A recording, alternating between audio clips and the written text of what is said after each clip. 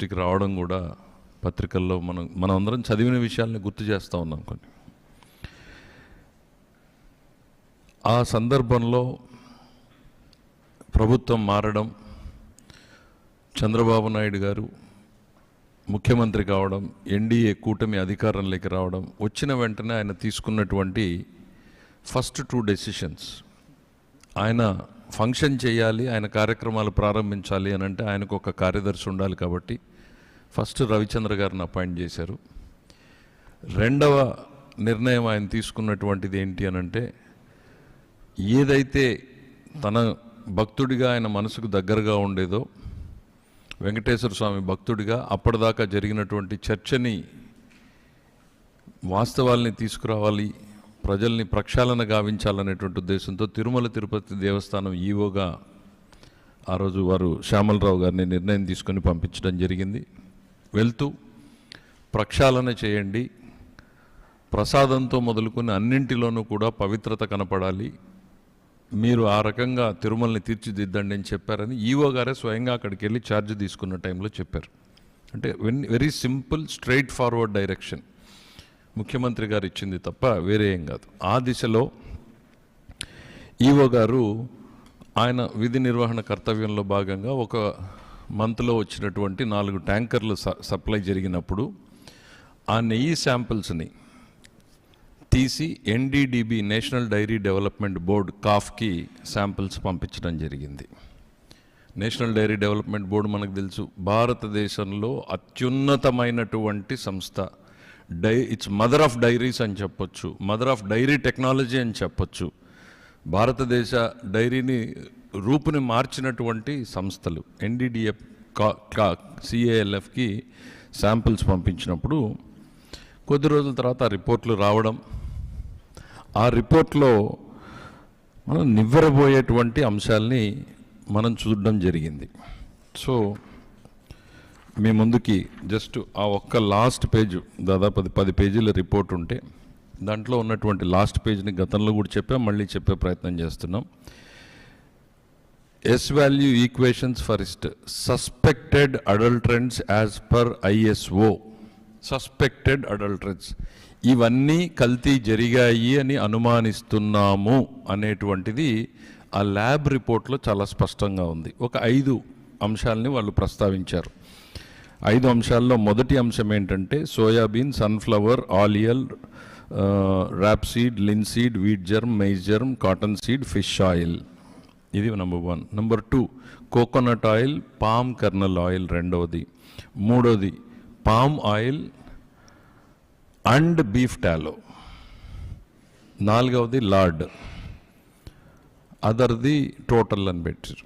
So అంటే NDDB cough ఏదైతే భారతదేశంలో డైరీ డెవలప్మెంట్లో అత్యున్నత స్థానంలో ఉందో, పరీక్ష చేయడానికి అత్యున్నతమైనటువంటి టెక్నాలజీ రీసెర్చ్ ఇన్స్టిట్యూట్లో 4 శాంపిల్స్లో ఈ 4 వెజిటబుల్ ఆయిల్స్తో పాటు జంతు కొవ్వులు కూడా ఉన్నాయి అనేటువంటి నివేదికని బహిర్గతపరచడం జరిగింది.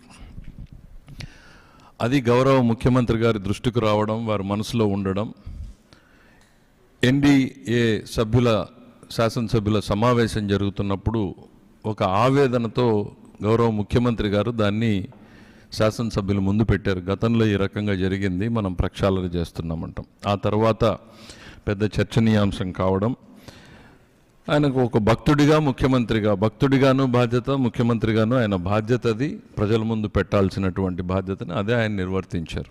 అందులో ఆ రోజు ఉన్నటువంటి రిపోర్ట్ని ప్రజల ముందు పెట్టారు ఆయన.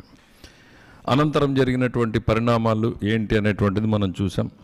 సెప్టెంబర్లో తిరుపతి ఈస్ట్ పోలీస్ స్టేషన్లో ఈ ఎన్డీడీబీ రిపోర్ట్ ఆధారంగా ఇదిగో కల్తీ జరిగింది అనేటువంటి కేసుని అక్కడ ఉన్నటువంటి ప్రొక్యూర్మెంట్ GM కేసు రిజిస్టర్ చేయడం, ఆ రిజిస్టర్ని దర్యాప్తు చేయడం కోసం సిట్ని ఏర్పాటు చేయవలసిందిగా ప్రభుత్వం ఆదేశాలు ఇవ్వడం జరిగింది. అయితే దాంతో కలత చెందినటువంటి గత తిరుమల తిరుపతి దేవస్థానం మాజీ చైర్మన్ సుబ్బారెడ్డి గారు సుప్రీంకోర్టుని ఆశ్రయించడం, సుప్రీంకోర్టులో వాళ్ళ వాదనలు విన్న తర్వాత దీంట్లో ఇంకో 2 సభ్యులను యాడ్ చేసి ఇది CBI ఆధ్వర్యంలో చేయాలి అని చెప్పడం మనం అందరికీ కూడా తెలిసిందే. ఈ ఇన్వెస్టిగేషన్లో భాగంగా అనేక అంశాలు ఇప్పటికే ప్రజల ముందుకు రావడం జరిగింది. ఒకవైపు ఈ సిట్ ఎంక్వైరీ తర్వాత ఒకటి ఛార్జ్షీట్ ఫైల్ చేయడం, సప్లిమెంటరీ ఛార్జ్షీట్ ఫైల్ చేయడం, ప్రభుత్వానికి ఒక ప్రత్యేక నివేదికని ఇదిగో ఇందులో జరిగిన తప్పులు ఇవి, వీళ్ళ మీద అధికారుల మీద లేకపోతే బోర్డు సభ్యుల మీద మీరు చర్యలు తీసుకోండి అని ఒక నివేదికని, తిరుమల తిరుపతి దేవస్థానానికి భవిష్యత్తులో జరగకుండా ఈ రకంగా నివారణలు చేయండి అనేటువంటిది ఒక సలహా ఇవ్వడం జరిగింది. తెలియక చేసేదాన్ని పొరపాటు అంటాం, తెలిసి చేసిన తప్పుని నేరంగానే పరిగణించాలి. చాలా థిన్ లైన్ ఉంటుంది డిఫరెన్స్. ఇక్కడ ఏదైతే జరిగిందో ఇందులో ప్రతి ఒక్కరూ కూడా తెలిసే జరిగింది, తెలియక జరగలేదు. ఇది మనం ఆరోపణ కాదు, బేస్డ్ ఆన్ ఎవిడెన్స్. తెలిసి జరిగినా దాన్ని తొక్కిపెట్టి దాన్ని మార్చేటువంటి ప్రయత్నం చేసింది గత పాలక మండలి అనడానికి CFTRI 2022 ఆగస్టు 3న ఇచ్చిన రిపోర్ట్. ఇది ప్రజల ముందుకు పెట్టాము ఇదివరకే. దీంట్లో చాలా స్పష్టంగా ఏం చెప్పింది అని అంటే, చివరి ఒక్క లైన్ మాత్రం, టెస్ట్ ఫర్ బెటాసిస్టోస్టెరాల్ పాజిటివ్. ఇప్పుడు ఏదైతే NDDB కాఫ్ టెస్ట్లో వచ్చిందో బెటాసిస్టోస్టెరాల్ ఉంటే ఇవన్నీ ఉండే అవకాశం ఉంది అని, దాంట్లో కన్క్లూజివ్గా రాకపోయినా బెటాసిస్టోస్టెరాల్ టెస్ట్ పాజిటివ్ అని వచ్చిందంటే దాదాపు ఆ డైరీ ఎక్స్పర్ట్స్ ఉన్నారు, ఆ డైరీ ఎక్స్పర్ట్స్ వీళ్ళందరూ దీన్ని ఈ CFTRI రిపోర్ట్ని గత పాలక మండలి చైర్మన్ గారి దృష్టికి తీసుకెళ్లారు. తీసుకెళ్ళినట్టుగా ఒక నిందితుడు పేర్కొన్నట్టుగానే ఛార్జ్షీట్లోనూ వాళ్ళకు వచ్చినటువంటి దాంట్లో చెప్పారు అనేటువంటిది స్పష్టంగా తెలుస్తూ ఉంది మనకి.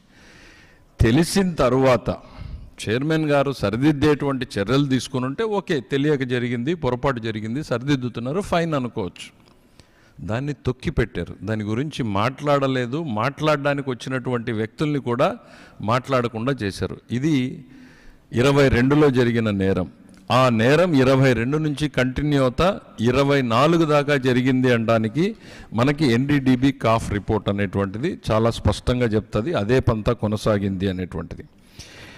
ఈరోజు ఏం చేశారు అనంటే 59.71 లక్షల కల్తీ నెయ్యి సరఫరా చేయబడింది అనేటువంటిది తెలిసింది మనకి. 234 కోట్ల రూపాయల TTD నిధుల దుర్వినియోగం చేయబడ్డాయని స్పష్టంగా చెప్పింది.